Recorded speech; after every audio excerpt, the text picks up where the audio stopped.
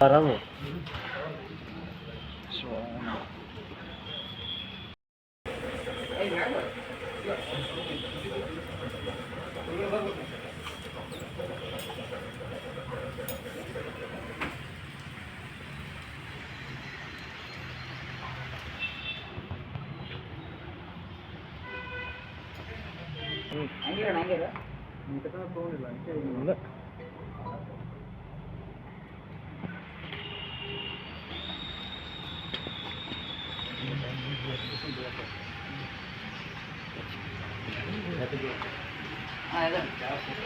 ಕಾಣುತ್ತೆ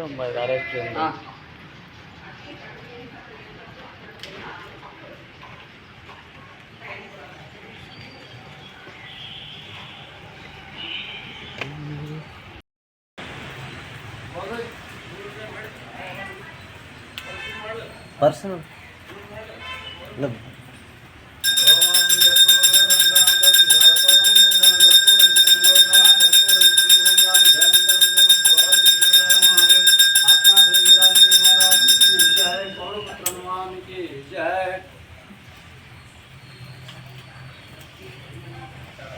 ಇದು ನಮ್ಮ ಮಾನ್ಯ ಶ್ರೀಮಾನ್ ಸಿದ್ದರಾಮಯ್ಯ ಸಾಹೇಬರು ಏನು ಮುಖ್ಯಮಂತ್ರಿಗಳು ಅದಾರಲ್ಲ ಅವ್ರ ವಿರುದ್ಧವಾಗಿ ಏನು ಅವ್ರನ್ನ ತೇಜೋವಧಿ ಮಾಡ್ಬೇಕಂತೇಳಿ ಕೆಲವು ಕುತಂತ್ರಿಗಳೇನು ಆರೋಪ ಮಾಡಿದಾರಲ್ಲ ಪ್ರಾಸಿಕ್ಯೂಷನ್ ಕೇಸ್ ಹಾಕಿ ಅದರಿಂದ ಹೊರಗಡೆ ಬರಲಂತೇಳಿ ಅವರು ಜಯಶಾಲಿ ಆಗಲಂತೇಳಿ ಅರಿಕೆ ಹೊತ್ತಿದ್ದೆ ಹನುಮಂದೇವ್ರ ಗುಡಿಗೆ.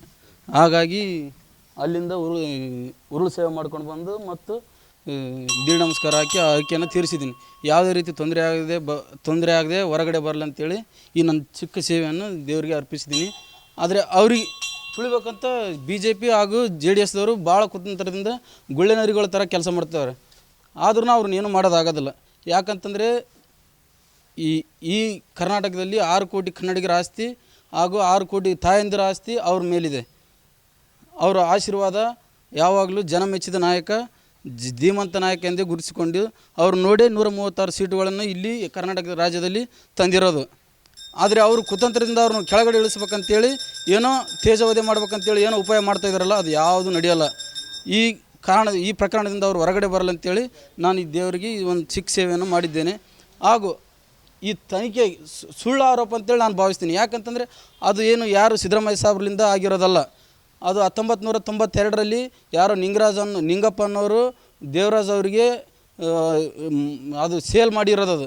ಅದೇ ರೀತಿ 2004ರಲ್ಲಿ ಇವರು ದೇವರಾಜರ ಕಡೆಯಿಂದ CM ಸಿದ್ದರಾಮಯ್ಯ ಸಾಹೇಬ್ರು ಏನು ಧರ್ಮಪತ್ನಿ ಆದಾರಲ್ಲ ಪಾರ್ವತಮ್ಮನವರು, ಅವ್ರ ತಮ್ಮನಾದಂಥ ಮಲ್ಲಿಕಾರ್ಜುನ ಅಂದರೆ CM ಸಿದ್ದರಾಮಯ್ಯ ಸಾಹೇಬ್ರು ಬಾಮೈದ ಅವರು 2004ರಲ್ಲಿ ಆ ಪ್ರಾಪರ್ಟಿಯನ್ನು ತೊಗೊಂಡಿದ್ದಾರೆ, ಖರೀದಿ ಮಾಡಿದ್ದಾರೆ. ಜಯಶಾಲಿ ಆಗಲಿ ಅಂತೇಳಿ ನಾನು ಈ ಶಿಕ್ಷೆಯನ್ನು ಸಲ್ಲಿಸ್ತಾ ಇದ್ದೀನಿ ದೇವರಿಗೆ. ಆದರೆ ಅದು ನಾಟಲ್ಲ. ಯಾಕಂತಂದರೆ ಅದು ಸಿದ್ದರಾಮಯ್ಯ ಸಾಹೇಬ್ರ ಹೆಸರಿಲ್ಲ, ಏನಿಲ್ಲ, ಅದು ತೊಗೊಂಡಿರೋ ಪ್ರಾಪರ್ಟಿ.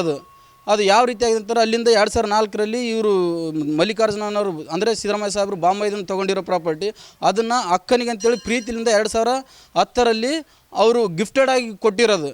ಅದಾದ ನಂತರ ಅದು 2022ರಲ್ಲಿ ಇದೇ BJP ಸರ್ಕಾರದಾಗ ಅದೇನು ಮಾಡಿದಾರೆ, ಮೂಢ ಪ್ರಕರಣದಾಗ ಅದನ್ನು ವಶಪಡಿಸ್ಕೊಂಡು ಅದ್ರ ಪರವಾಗಿ ಇಲ್ಲಿ 2022ರಲ್ಲಿ ಏನದು ಇದೇ BJP ಸರ್ಕಾರದಾಗ ಮೇಡಮ್ ಪಾರ್ವತಮ್ಮ ಅವರಿಗೆ ಅದನ್ನೇನದ ಅದು ಏನು ಈಗ 14 ಸೈಟ್ಗಳೇನು ತೊಗೊಂಡಿದ್ದಾರೆ ಅಂತೇಳಿ ಅದ್ರ ಬದಲಾಗಿ ಇದ್ರ ಪ್ಲಾಟ್ಗಳನ್ನು ಕೊಟ್ಟಿದ್ದಾರೆ ಅವರು. ಇದು ಸುಮ್ಮನೆ ಅದ್ರನ್ನ ಮೂಢ ಹಗರಣ ಅಂತೇಳಿ ಇವರು ಒಂದು ಇದು ಮಾಡ್ತಾಯಿದ್ದಾರೆ. If you like this video ಬೇಗ ಲೈಕ್ ಮಾಡಿ, ಕಾಮೆಂಟ್ ಮಾಡಿ, ಶೇರ್ ಮಾಡಿ ಹಾಗೂ ಯೋಯೋ ಟಿವಿ ಕನ್ನಡವನ್ನು ಸಬ್ಸ್ಕ್ರೈಬ್ ಮಾಡಿ.